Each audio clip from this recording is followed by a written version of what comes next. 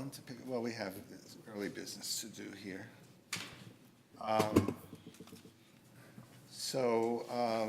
Call to order and minutes. As we look at the minutes, I apologize again for not having been able to be here last time. I do some work for a charity in the child abuse prevention and treatment field, and I was in London actually reviewing some of the grantees, so. We forgive you. I appreciate that. Any comments on the minutes? Other than Good to me. Looks good. Second. All in favor? Aye. Aye. Opposed? I'll abstain since I wasn't here. Time for public comments. Anyone from the public have a comment you'd like to make on an item that's not on the agenda? Seeing none. Yes, oh, Alan, okay. Alan Maris, Albany resident. I'd just like to express my concern that the city continue to move forward with affordable housing efforts using county money. That is on the agenda, actually. It is? Yes. Oh, okay. Thank you.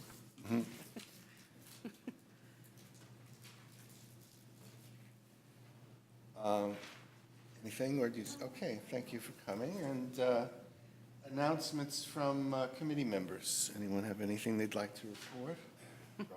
Brian? Yes, I want to announce that I'm leaving the commission, in case anyone hadn't heard.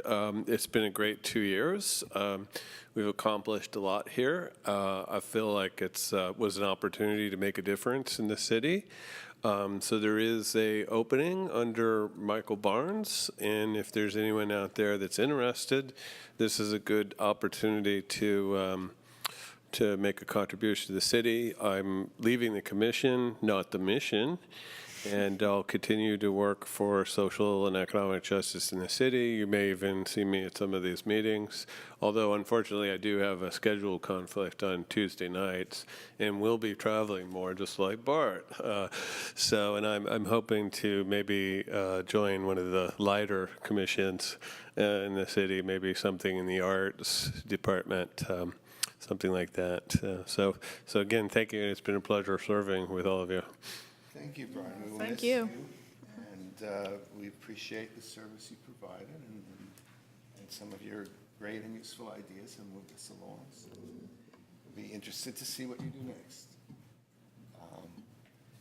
Okay. We have announcements from staff.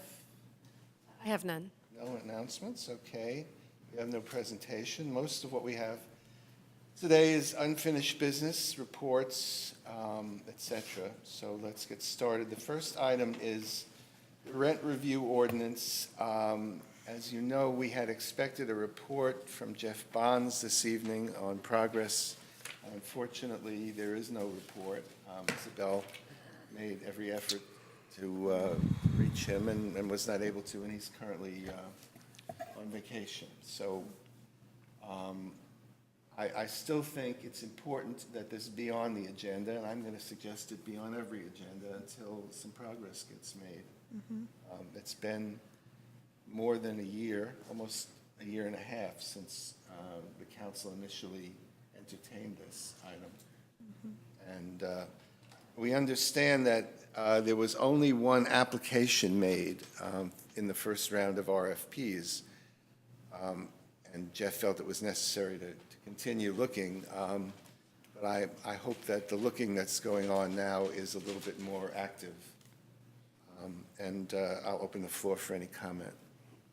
Well, I think we need to set up some kind of a schedule of activities so that, as we mentioned, it could be on the agenda every month, and that there will be an update on how things are proceeding as far as moving ahead with the steps that we line out and the different dates. Of course, there can always be some give and take, but when we only meet once a month, So I think it's really important to stick to the schedule as closely as possible. And I think we also have to have a certain time where we just decide, okay, this is not working. We have to go to the city council and present to them what's occurred so far, and perhaps provide some suggestions on different approaches to reaching our goal of putting together an ordinance for rent review. Yeah, I want to offer some alternative views on that. I think, it's frustrating being on a commission and you work so hard for something and you don't see anything happening. But on the other hand, there's only so many things we can do. And I think we've made our recommendation on what the structure should be. It's up to the city to implement it. And as the commission, can't implement a rent review board, that's in their hands. On the other hand, I think it's a good idea to have quarterly updates and continue as individuals to put pressure on the city council to move forward with this. I would disagree. I think it would be incumbent on us to, if we cared about what we're doing here, and we all do, I think that we are. I'm sorry. Is it on? Yeah. Okay.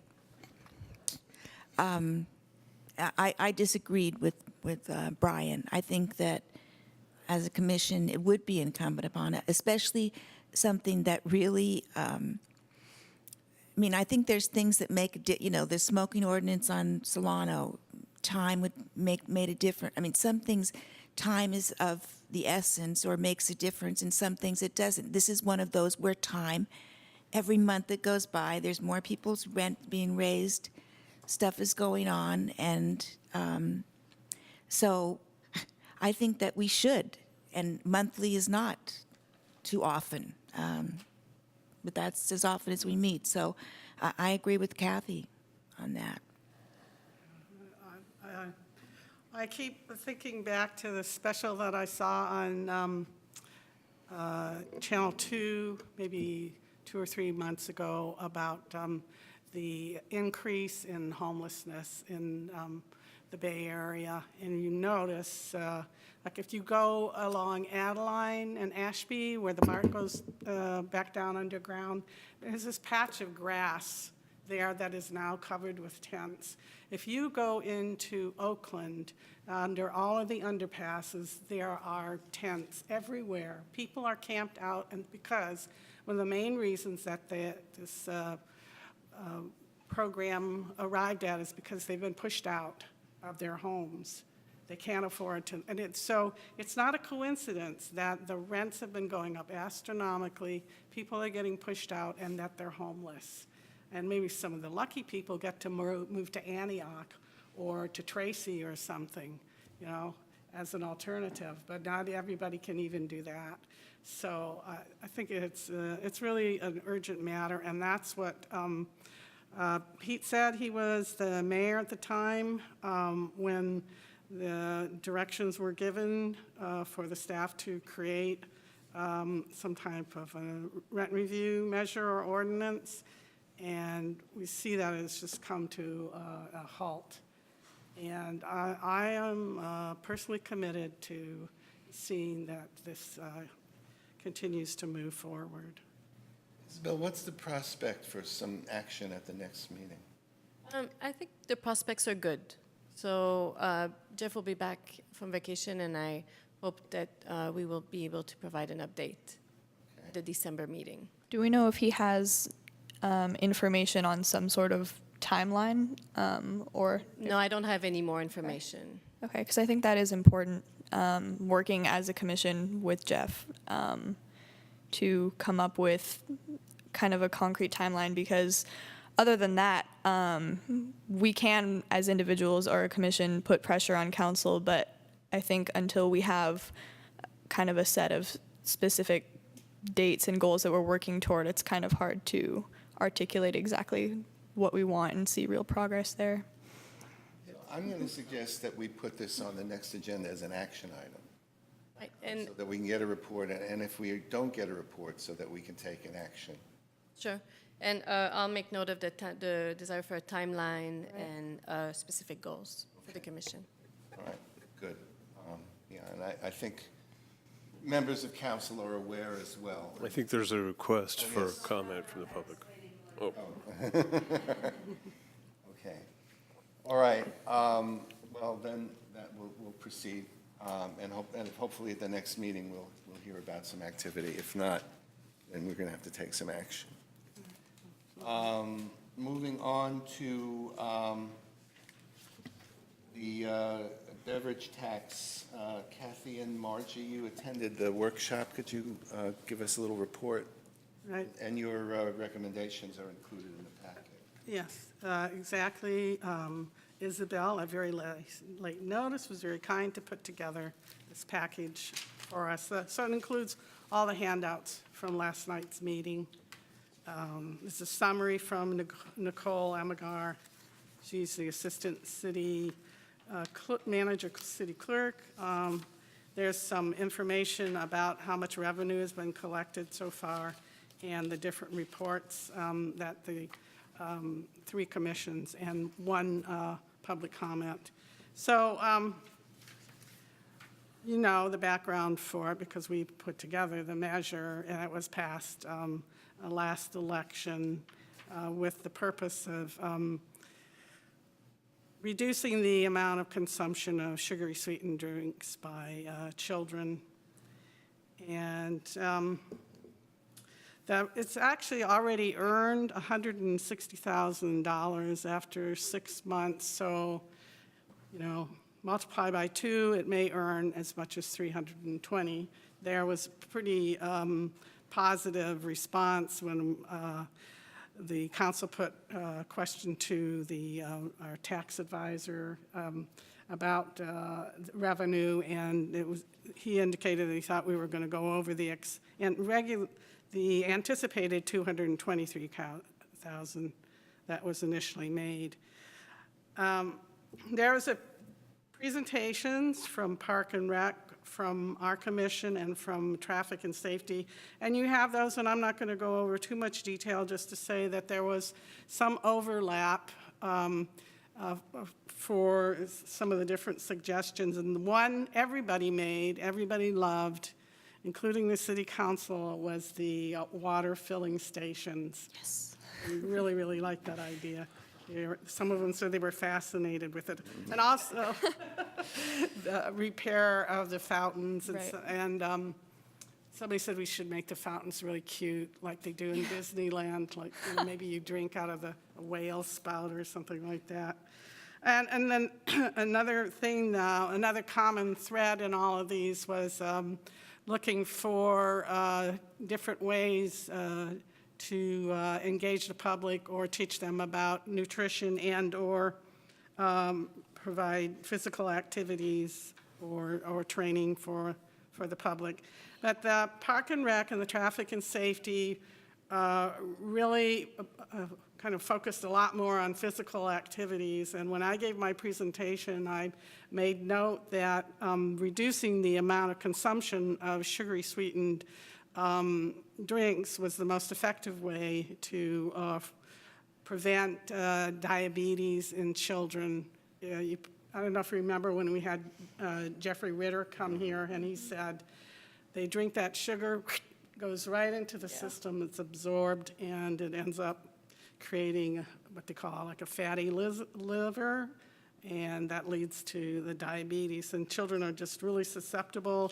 You imagine if you're a grown adult and you drink 20 ounces, the standard size of a Coke, with 16 tablespoons of sugar, well, your body could probably handle that a lot easier than like a little 5-year-old child who's probably not even half your size.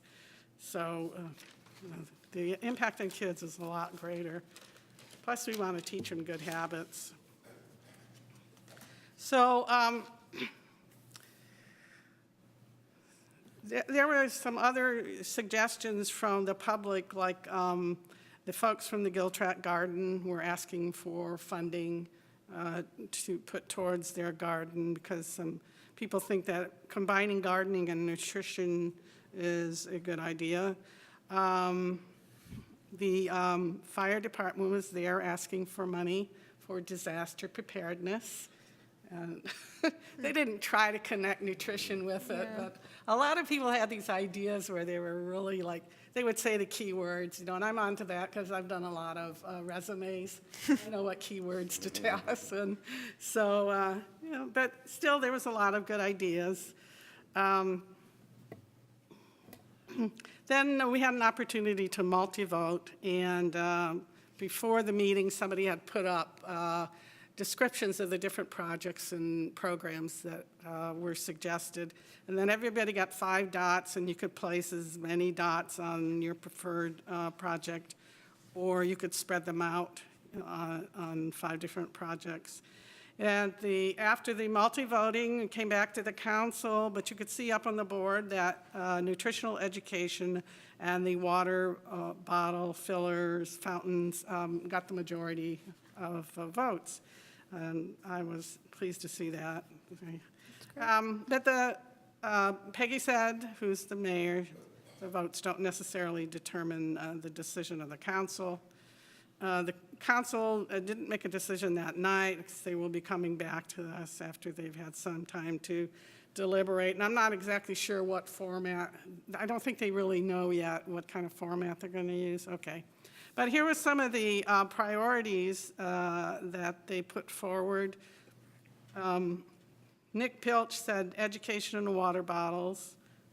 Rochelle said water bottles and safe routes to school. Michael Barnes, I know he said water bottles, but I can't remember what else he referred to. Pete said water bottles and education. And Peggy said water bottle filling stations and education, especially for families and children. So I think that they were pretty together on what it was that they're interested in seeing. So they don't have to make a decision until, I guess it gets to be close to June and July when they have to do their budget, I guess for the fiscal year, 2018 fiscal year. So we'll just have to wait to see when they are going to bring it up again, if they'll have another session, a study session, or just do it at one of the council meetings. That's my guess, is that's what they're going to do. So, any questions? What, you want anything? No. Questions, comments? Yeah, I just want to say I was here last night after that part, and I saw the cards on the board. Right, yeah. And it seems pretty much like everyone voted, all the different interest groups in the city, if you would, seemed to think that the water filling stations were a good idea, and that education. And then I think, in a way, it's almost like earmarking in Congress that each committee or department wanted something, for their department. But overall, I mean, the way I see this is most of the money should go to education. A good chunk of it, maybe 20%, should go to the water bottle filling stations, and maybe a little bit for something else. That seems to be what I'm seeing the public want, and which I think is in agreement with what we came up with.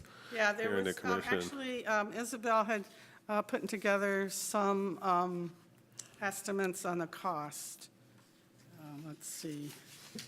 And for the water bottle refilling stations, including the fountains, $75,000. And then it wasn't really split out for specific projects, but grant awards, 130 to 150. So that's like 2/3 to us, 1/3. Yeah, and I just wanted to reiterate, as far as what our commission is trying to accomplish, the water refilling is really win-win because it also benefits the homeless population, for them to have a place to get water, because this is one of the just absurd things, to be out on the street to not have water or a place to go to the bathroom or anything. The water is really going to be a big help. Water is life. Yeah, along those lines, I think it's great to hear that the priorities of the public and other interest groups kind of lined up with ours. But I would just want to continually emphasize the importance of while water bottle filling stations, it's great. I'm glad to hear that they liked it so much, especially given what I've done at the high school. But while they're flashy, I think it is still the #1 priority to fix the current systems that we have before investing in new filling stations. Well, what I was hoping is that they would have a combination, fountain Right. and water bottle filling stations. Yeah, Because that'd be ideal. it's really difficult to try and obtain water from one of those filling stations Right. if you don't have a bottle. So you really need to have fountains as well. Okay, all right. Well, thank you two very much for taking the lead on this, and it's good to hear that what we discussed, the council seems to be comfortable with. So, moving on to the Diversity Action Plan proposal. You remember at the last meeting that I was present, we discussed the notion of recommending to council that they engage in a process to develop a diversity action plan for the city, which would specify specific goals and specific actions that the city can take to increase inclusivity. And because I was gone, Tara and I weren't able to do too much work, but we did agree on a kind of a draft proposal. Now, this is a proposal for a proposal, so essentially, what we're suggesting here is this is what we would hope to be able to give the council, you can ask other people to have too, that we would be able to give the council, probably it'll take a couple of months to get this all together. Here's some more for the public. And so the idea would be that we would develop this proposal for an action plan, and these are the items that we thought would be important to include, basically to make the case that there are people in this community who feel and who are not, in fact, included, to be able to indicate some representation of that. Certainly, the incidents at the high school last semester fit that bill, and Tara's going to do some work on collecting information about that. I'm going to talk to the police chief about some of the racist signs and literature that's been distributed. One of the things we would like to do is talk to not an enormous number of people, but a few key informants in the community who represent groups that may be underserved and underrepresented in the city government and in community actions. And we wanted to spend a minute, if we could, getting some suggestions from you as to who such people might be, either now or you can pass them on in writing if you'd like to, or by through. I can give an update on what I've been doing too as well. Great. So my role in this on a school level, I've been reaching out to a variety of on-campus groups, including we have our Black Student Union, Gender Sexuality Alliance, Conexión Latina, Albany Stands, and Best Buddies, which is a group focusing on advocacy for disability rights. And so over the next couple of weeks, I'm going to continue to talk to them and their groups and their leaders about identifying like ways in which they feel underrepresented in government and in the city, and how council can fix that. In my initial kind of reaching out to them, I was pleasantly surprised at how passionate students seem to be about this, and it seems like it's an issue that a lot of these groups have already discussed at length, some of them in the past. So I'll keep you guys updated on my progress there, but it looks promising. I'm not going to be able to do too much until after Thanksgiving, but I promise you after Thanksgiving, I will plunge into this. And hopefully, by the first of the year, we'll be done and, at least close to done and ready to move toward council. I think that's going to be good timing because there are some other consultant-related projects that council is dealing with at the moment. So I think, we'll have a better sense then of funds that are available and, yeah. Well, one of the things I would really, and maybe the bus has already left the station, it's from what you're saying, it looks like it, but there are no ESL classes for adults in the city of Albany. And other cities, like in Richmond, where they're free, they have great attendance. And in the past, when they had the ESL classes, they charged money for them. You know, I mean, and it was more than they charged in right next door in Berkeley, or more than they charged on the other side in El Cerrito. But you know, to me, if you're looking at inclusivity, and in the last census, I think 30% of the residents had a less than, their English, understanding of English was not good. It was not 100%. So, you know, to me, that would be like one really basic place where a city would start. And education empowers people and could empower them in a lot of ways. And I think that's very relevant, and I would certainly Yeah. want to include it. okay, good. So, my thoughts on this are that it's important to promote cultural diversity and to celebrate cultural diversity in the city of Albany. And one of the great things we accomplished here was to get the Loving Day celebration. To just so I think you know, to have more events that draw in people to demonstrate their culture is something. It doesn't necessarily have to be a big budget item on the part of the city, but to just more you know, coming to understand other cultures. I have, The first step here is to hear this from people who, you know, represent those cultures and what they want, but yeah. so, as far as representation in our government, I guess we could talk about the city, the paid staff, and also the people who participate on the committees and commissions. So maybe we could distribute to each of the commission or committee chairs a questionnaire that they can present to their group when they start their meeting, and ask them you know, whether or not they feel that the group represents the diversity of the city. Yeah, that lives there.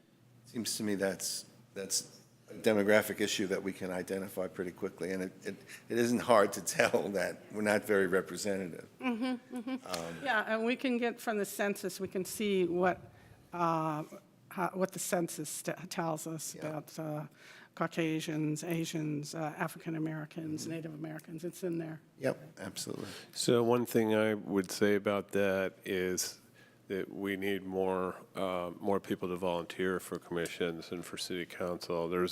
Actually, I think the city is having a hard time getting people to volunteer, and I think the nature of the economics busy. and the discrimination against African Americans and other minorities kind of results in them having employment that doesn't allow them to serve on these commissions. And I don't think it's a case of, you know, we're not appointing people or electing people. It's there aren't that many that are actually running. And so we need to encourage people we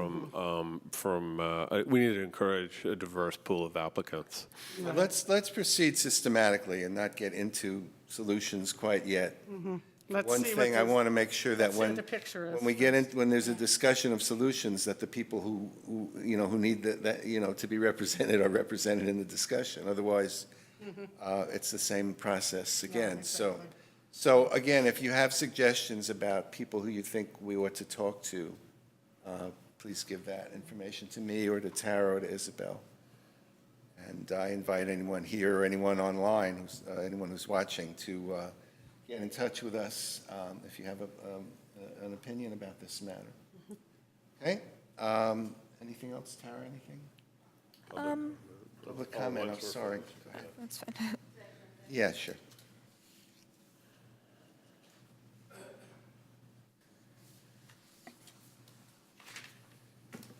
I just wanted to thank you for taking this on. I really appreciate looking at the diversity. It's obvious, as Bart was saying, that you look at the city council or the school board or just about anything in Albany. And my suggestion is to look, it's because I'm a librarian and the library profession is looking at that, and then the businesses businesses look at diversity because they know that they make more money if they're more diverse.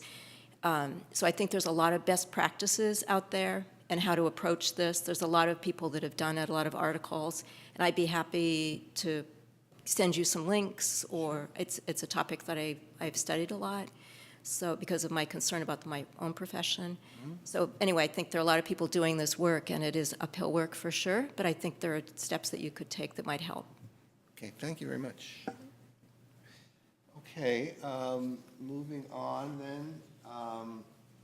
The report on the Community Resource Center is next.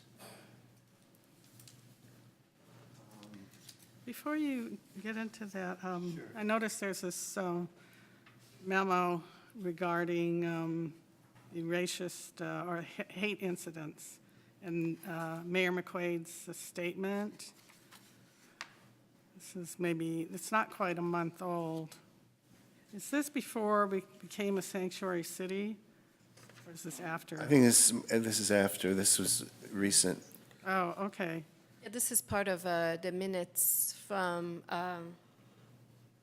the October meeting, and I provided those copies as part of the item on Measure A1.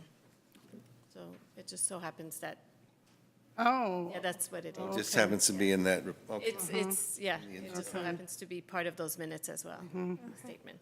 but it definitely adds to our conversation. All right, well, we'll get back to that then. Okay. So the Resource Center monthly report, you've all had a chance to see. I just had one, I have some comments, but I had one question.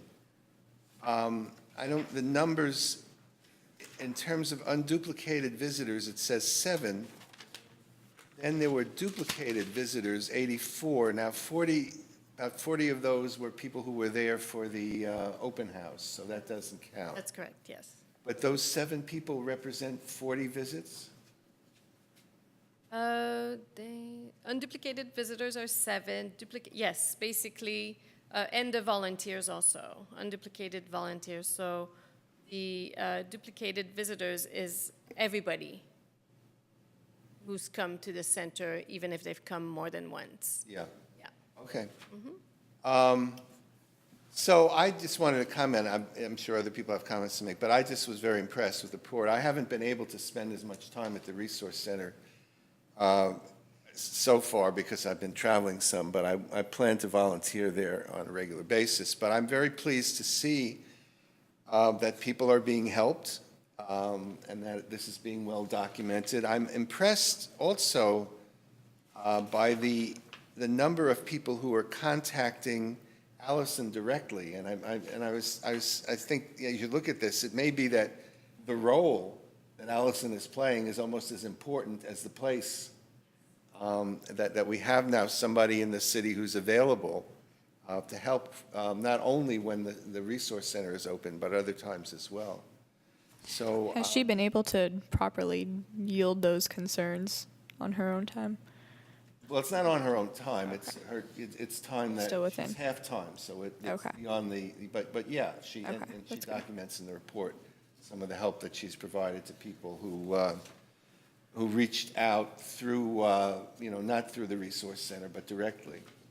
I was also very impressed by these cases that she provided, and how much was accomplished, and the sense of teamwork that's developed through these various groups in the city that are engaged in providing service. The Project Hope and the Mental Health Center. This is sort of what we hoped would happen, so I'm very excited.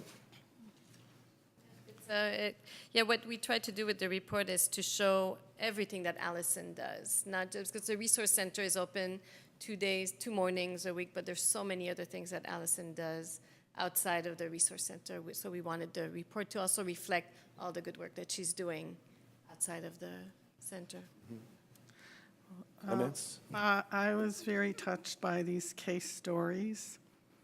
And I guess I was always under the impression that homeless people were really transient, but actually a lot of them seem to identify as a specific city being their home. Like they think this, there was a 77-year-old woman who was living in Albany and just became homeless.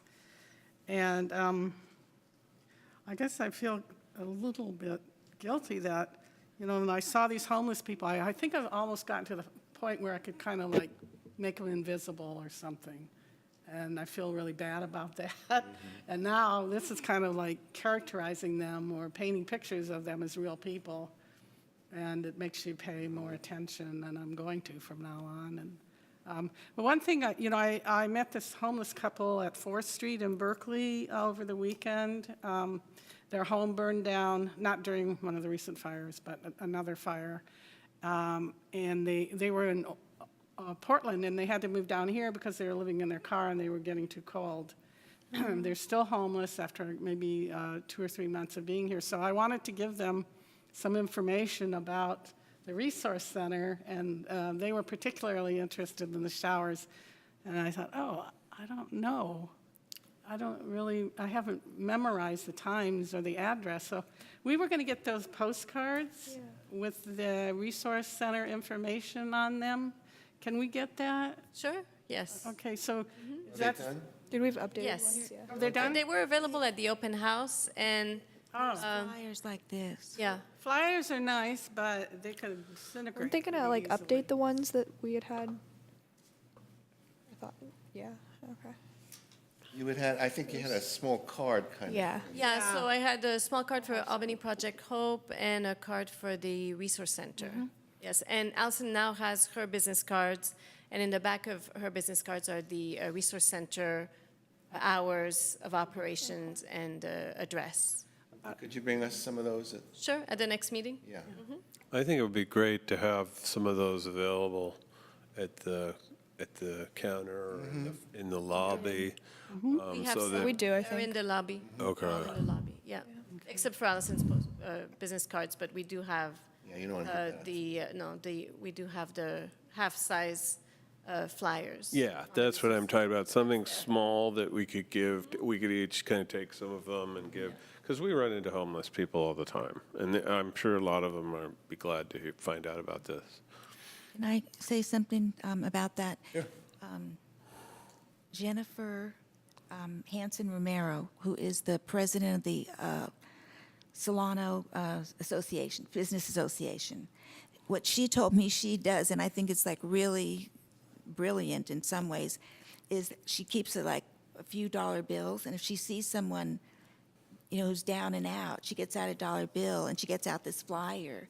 So she gives the person the money and then gives them the flyer. And, you know, so it was like, you know, it's giving them more than just, it's giving them this great information that's probably more valuable than the dollar bill, but Right, a fishing pole instead of a fish. and I think we do need to figure out how we're doing outreach to get people there, Yeah. right? Allison details in her report some of the outreach that she's been doing. And, you know, I think that it's starting to spread by word of mouth too, and that's probably the most effective kind of outreach. Margie, do you have flyers at the shower program right now? I just brought a few of these, the postcards. Yeah, that would be that have great. the information on them. But the postcards, you have, they're thicker, right? They're not, Yes. that's what I was hoping for, like the Right. kinds of flyers Like that a people. laminated when they kind of. have shows or exhibits or. Right, so the half-size flyer is actually on a little bit of a cardstock. Right, yes, yeah, that's great. Did everyone get a copy of that report? Were those available? Yes, they are. All right, great. They're not back there?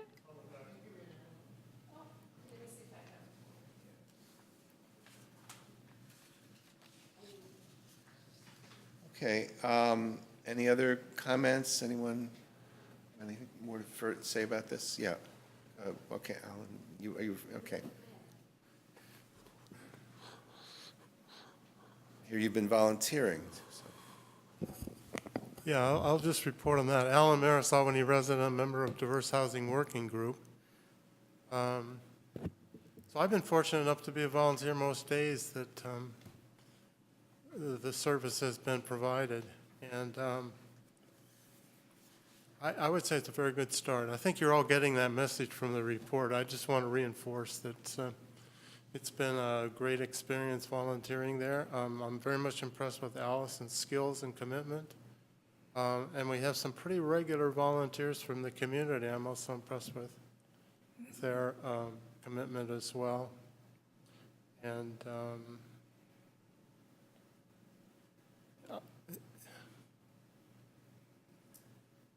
there's some pretty impressive stories. If you stop by, you read a couple of them in the report, but there are even more than that.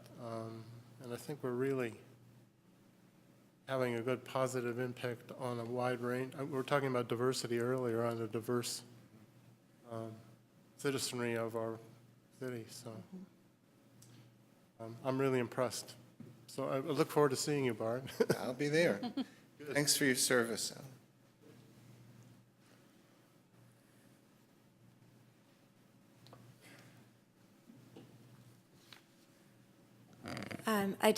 I'm grateful that the drop-in center exists. I was walking down Marin a couple days ago, and there was a couple there that were pushing a cart, and it was not one of the days when it was open, and it looked like they were looking for it. So I was wondering, are there cards or something out in front of that place, so if they were to actually locate it when it's closed? Because they were sort of calling to each other, and it just looked to me like that's what they were trying to do. There are, okay. So Yeah, there's a flyer on just the one gate. flyer, but are there anything that you could take away, like one of those closed realtor things where you open it up and take it out? Maybe that would no, be that a good thing for them, that would have helped them. Okay. We'd have to talk to the church about it. Okay. Hate to let this item go because I'm so happy about it. But let's move on. The report on Project Hope. This is the homeless outreach and engagement program that is provided through a contract with Berkeley Food and Housing Project. Questions, comments? Well, you look at some of the tracking that's been done, and you notice there's some, that's pretty consistent, some of these services, and some that seem to plummet at some times. And I don't really know how to interpret the meaning of that. Is that just random? Do you think it's seasonal? Do you think it's sometimes there's more resources, more people getting out there, having more time to get out there? I'm not really sure how to interpret this. I'm not exactly sure which, are you talking about the Talking about tracking like data? the attachment E on the very back. Yeah. Yeah. Okay, and you're saying that some of these items, the numbers seem to bounce up and down. Right, yeah, and then some are pretty consistent. Yeah. I mean, I think, we have a fairly small population, so there are going to be times when, larger groups are seeking help and times when they're not. And I think there are times when Robbie is more focused on people who are housed and trying to keep them housed. It does seem like the Resource Center has become a point of entry to Berkeley Food and Housing Project, which is a good thing. But do you have any comment on? No, but it's true that Robbie has been working closely with Allison when she gets referrals, and as of the writing of this report, I can let you know that 2 people have been housed since then. So, and they were referred through the Resource Center, and before that also the Senior Center. So there's starting to be a communication loop going on, and it's really great. It's helping people quicker. That's great. Anything else on this? I know too that in terms of the measures and targets that this is only 1 quarter, so there tends to be more activity when the weather gets worse, Okay. which makes sense. Yeah. Yeah. Yeah, so that's part of it, I think. Okay. So we're talking about the end of the summer here. Okay. Alameda County Measure A, funding for affordable housing. We have a report that Jeff Bonds presented to the council at a workshop. And I wonder if someone could you summarize the outcome of that council discussion? Right, and that's why I included the minutes from Right. the October 16th meeting. Basically, Jeff mentioned that the county has extended the deadline for putting in applications for the use of the funds by 1 year. So that gives the city a little bit more time to revisit all of the options and figure out where and how to use the funding. And then if you look at the minutes, basically council directed staff to, and I think that's what Jeff is going to do, come back to council at the beginning of 2018 with some sort of timeline and plan of action for not necessarily the use of the funds, but a plan of action for looking at the property at the corner near Pierce Street Park, and then other options. So that's basically what council requested. So that would be basically developing affordable housing in Albany. Yes, well, that's to look further into that option, look into possibly hiring a consultant that could assist the city with that process. But given that we have 1 more year and that also the Berkeley project, the bridge project, is also delayed a little bit, so there's a 6-month delay there. So that gives City Council more time to look at all the possible options. And That's a great thing. I think there was a feeling when this was originally brought to the council that it was that or nothing because there was no time. Now there is time, so that's a good thing. So, yeah. I wanted to ask you if you knew anything about this, Isabel. There was in the Patch today, there was an article about Albany receiving money, $200,000.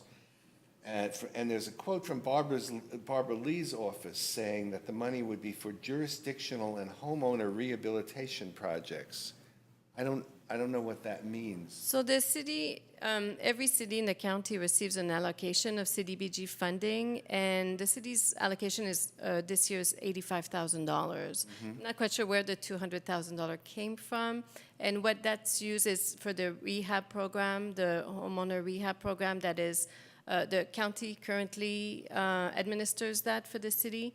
And then the city also uses $42,000 for the Albany Project Hope program. And we use also some of that money for curb ramps, or because there's a part of it that has to go towards CIP project that improve, that go towards people who are low income, people who have disabilities, and that's what we use the money. It's not very much. It's like maybe $15,000 of the $85,000. So this has nothing to do with Measure A1 at all? No. Okay, That's a community development block grant. okay, That's federal money, right? yeah, Yes, yes.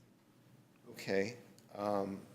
So, any comments about where things are in terms of Measure A? Sounds like much better prospects than before. I would just say, I don't think we can let up and assume that unless we maintain pressure on our elected officials about what we want to see happen, we shouldn't assume it's going to happen unless we help make it happen. Yeah. I agree, too. So this is not an action item. Maybe you should make it an action item for the next. Any item that's under unfinished business, you can make a Oh, motion. it is? Okay. Yeah. Yeah. Okay. Well, do you propose an action to do that at this time? I mean, when will it be on their agenda again, on the city council agenda? At the meeting, they mentioned early 2018. So, Oh, okay. yeah, So, fairly quick turnaround. So basically, the time now is for Jeff to be going out there and finding, finding a provider who might be interested in building. yeah, I was reading some of the requirements for Measure A, for some of the affordable housing, and the county is actually supposed to put together a list of qualified developers. So, I don't know if we would have access to that list. I don't know if Jeff is going to, is Jeff planning to go out there and look for developers? I can't really speak about what Jeff is going to do. If you look in the minutes of the October 16th meeting under presentation, the second paragraph kind of outlines the steps needed to be taken to move forward with potential affordable housing at that specific location. So mentioned here is staff needs to zone the property to match the general plan designation.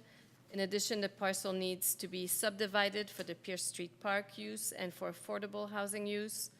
In order to subdivide the property, staff needs to consider the alignment of the proposed bikeway. And additional considerations for the parcel are environmental review and the air quality and noise implication from the freeway and railroad. So there's work to do, and I think basically the goal is for Jeff to come back with a timeline and some next steps. Okay, and so if we could continue to get an update on a monthly basis as that moves along, that would be very helpful. Yes, and so update on what Jeff's doing and when he would be presenting to the council. I think that it's important partly because I think we play a kind of bridging role to the community around this, so it's important for people to have a place to find out what's going on, even though the council's not ready to act yet. Yes.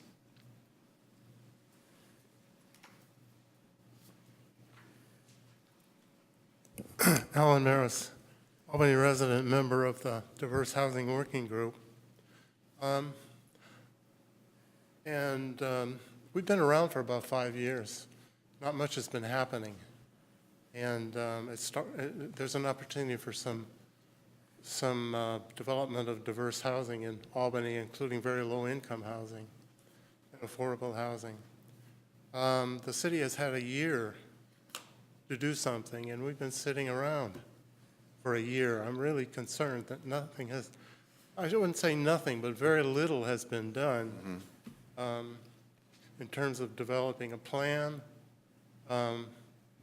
locating a site, and doing some real site surveys, a real site, looking at funding issues, and they're very complicated. The $2.59 million isn't going to be enough. We're going to have to find additional funding resources. We could have been doing that this past year. We haven't. I'm not sure we're going to get going much faster the way the City Council responded to this most recent council meeting on the subject of affordable housing.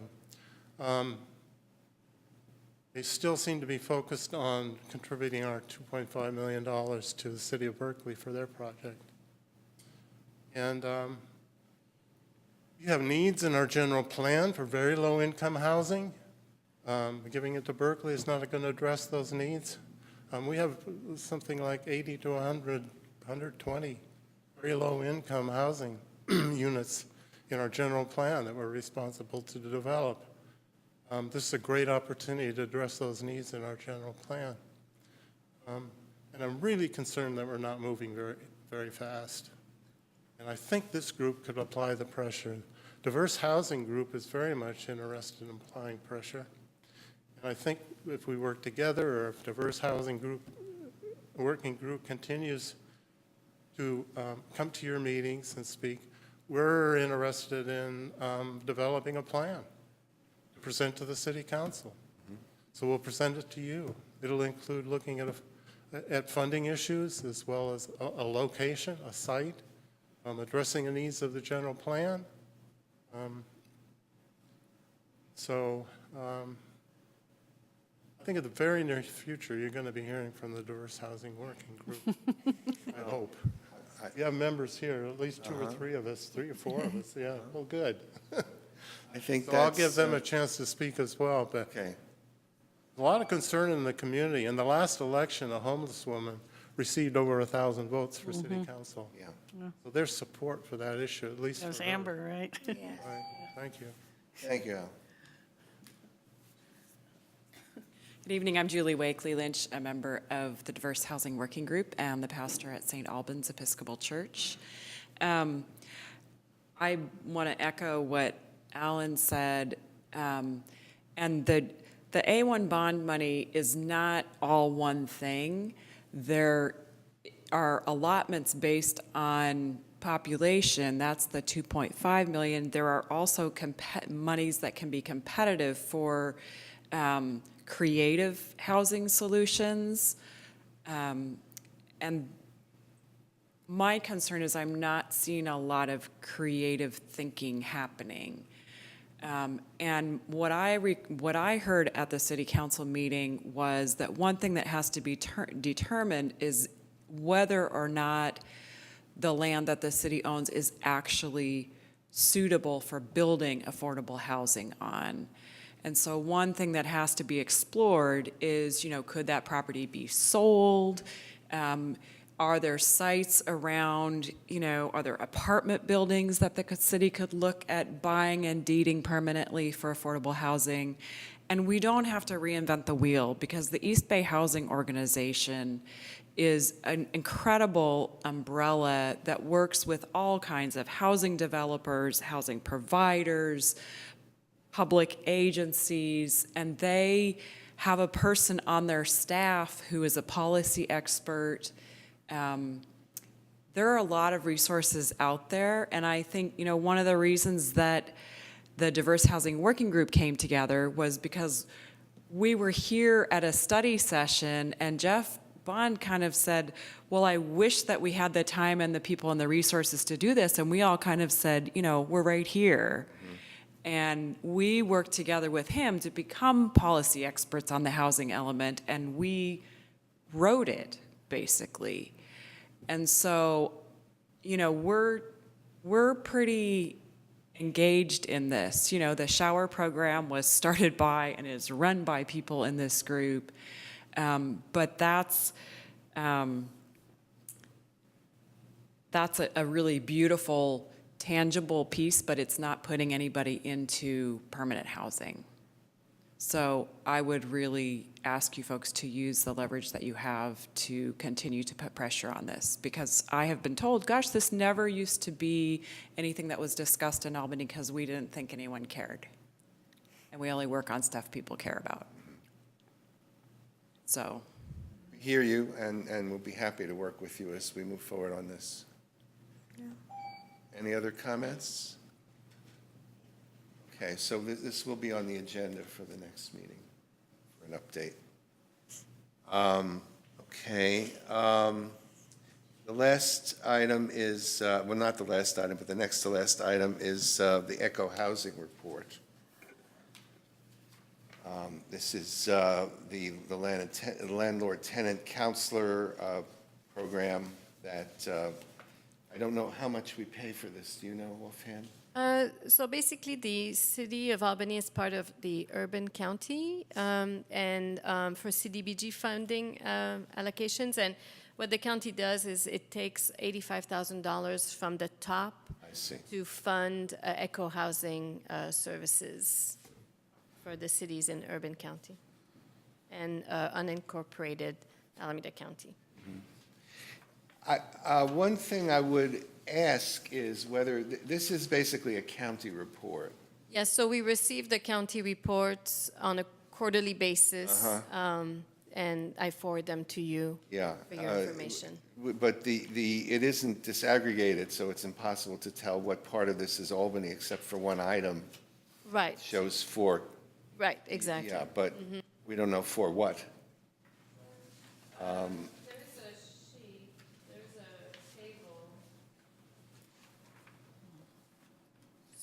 the Albany reporting period table, this one here. So it does say 4 people. And then at the bottom, it does talk about income level, throughout the table, race, and what the impacts or outcomes were. Yeah, but since there was nobody included, but there were 4 people, mentioned that were served from Albany. Yes, so if you look at that table, This is the one, this this one? one here, no, No, the one that's, says Albany reporting period on the top. Here you go. Okay, sure, thank you. Okay, right. so under impact and outcomes, you can see that 3 of the 4 household that gain access to resources to help them improve their housing situation. Okay, And then 1 household that received rental counseling and improved living conditions after receiving housing counseling services. thank you. I was looking at the wrong table, so that's. Any other comments about this? One question is, were they approached about the rent review? Yes. And they were not interested? That's probably going to be part of the update in December. Okay. Yes, so we've had a few phone calls back and forth and hoping to get some more information from them about that. Okay. Is that a sign of hope? Hoping, she said. Is there hope for Project Hope? Okay, anything else on this report? If not, we move on to Margie on the shower program. Well, I put this item on the agenda because I had seen reference to the shower program in other venues, and I've never seen it as part of the official agenda for any meeting in Albany, and I wanted it to be and get some recognition because I think it's a really wonderful example of what, community, faith groups, volunteers, city officials can do to make, good things happen. And the shower program is really, as a volunteer, it's one of the best volunteer opportunities I've ever had. It's a human right to be able to get clean and healthy, and unfortunately, so I would ask, I feel like one of the limitations of the program is that, are the hours of operation. We only have an hour, and so we can only serve that so many people, there's so many stalls, that kind of thing, so we're working on that. But anyway, I feel bad that people who volunteer and are sitting here to wait for this item on the agenda. I think you are anyway, but, so I want to say something about outreach too. One of the ways we do outreach for the shower program is Elspeth and Jim Beller and other volunteers from St. Albans Church get together every Friday morning and make sandwiches, take them out to the homeless with this flyer to remind them it's shower day. Today's the day. They don't have their Palm Pilots or whatever. So so Elspeth and Jim have really taken that over, and for it's been probably at least 2 years now. Every Friday they have done that to the homeless in Albany. So really to be congratulated. Okay, that's it. Does the city make a financial contribution? No. We pay $3 per person to the pool, and that's to pay the staff that, we don't want the staff to volunteer for, to work for nothing. Yeah. So, So you guys raise the money? yes, through grants mostly. Do you guys keep track of the number of people that come and other stats like that? Yes, we do. Is that information available? Yeah, I'm sure we could get it. I'd be interested. Yeah. Are you also are they also handing out the information about the resource center? Yes, absolutely. How does one contribute to this program? Well, it's run all by, actually, the Reverend can explain. Her church, she allows the volunteers go and make the sandwiches there every Friday, and we keep our supplies there for that. And her church is the fiduciary for the organization. St. Albans is the fiscal agent for the shower program because the shower program is not incorporated or anything. So we have a line item that is, we have a professional bookkeeper and she keeps track of the funds. So a person could say, write a check to St. Albans Church and on the memo line put shower program, and it would go into the account for the shower program. But we received a generous gift from the Albany Community Foundation and also from the local Realtors Association. And the church makes a contribution annually. And I'm hoping to ask Sprouts Market for a grant to cover the cost of the sandwiches because, it's expensive making, 80 sandwiches every Friday and the bags for that and all of that, so. Thank you for all the work you do. Yeah, thank you I guys. think it would be great to somehow expand this program to include bathrooms. Like, it would be great to have public restrooms in Albany because this is a basic human need that homeless people are being denied. Anyway. Okay. Okay, well, thank you, Margie, and thank you all Yeah. for, Alan, Yeah. you wanna say something?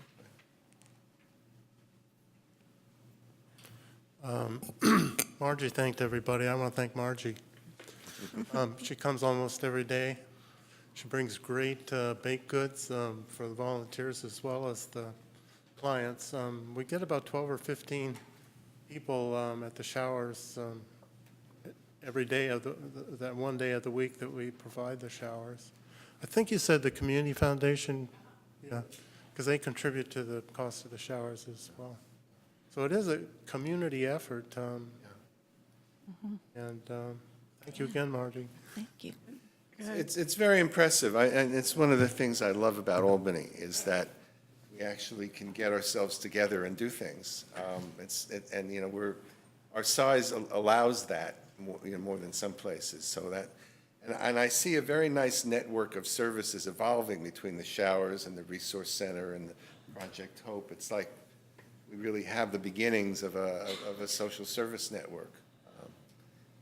So if there are things that we could do to be helpful, please let us know, yeah.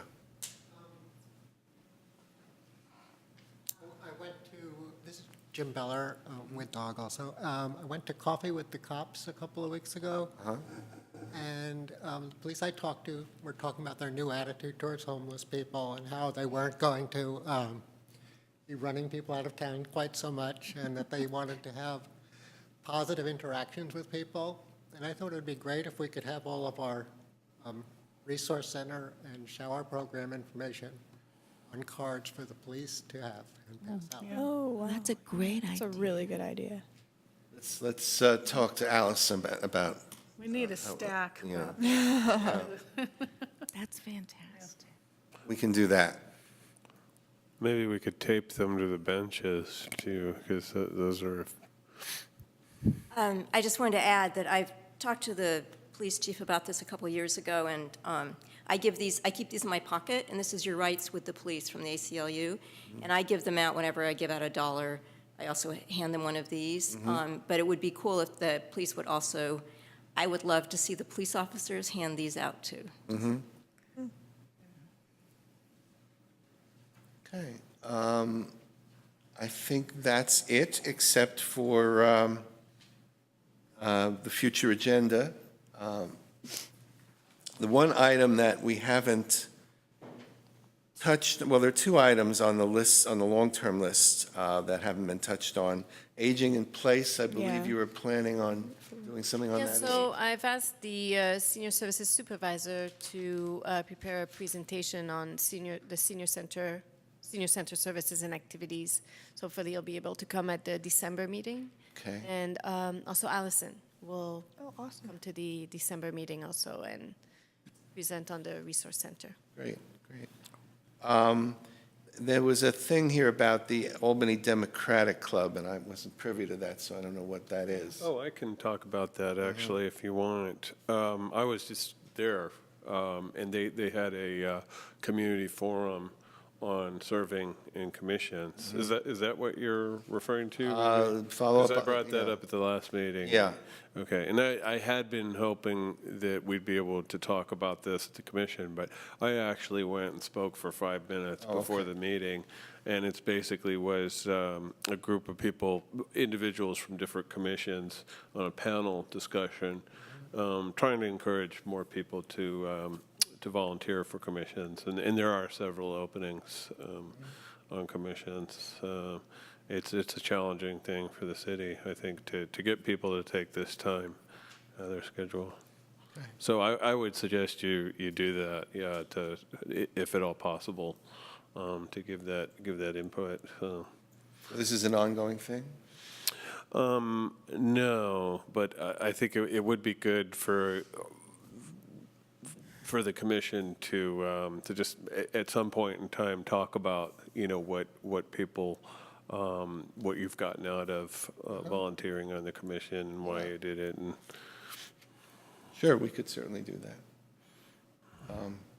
Anything else in terms of long-term or on the long-term agenda? I think in terms of our work plan, there's nothing that we haven't got going, I don't think, is there? No, I think that's it. Yeah. Rent review, Yeah, well, of course, yeah, okay.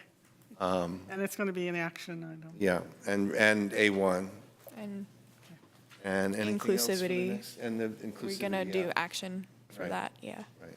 When are you going to talk about rent control? We're talking about rent review. Nobody has recommended rent control. And we want to Speak make for sure that people yourself. are cleared about that. Okay, then I think we're ready for a motion to adjourn. I so motion. I second. All in favor? Aye. Okay. Thank you very much, and we will be here next month. And see you then.